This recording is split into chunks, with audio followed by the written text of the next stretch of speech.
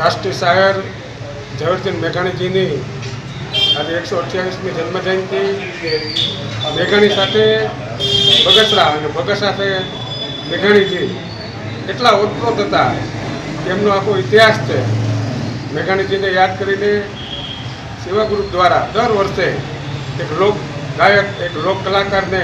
આ એવોર્ડ આપવામાં આવે છે અને એ પૈકીનો 19મો એવોર્ડ 128મી એમની જન્મજયંતિ નિમિત્તે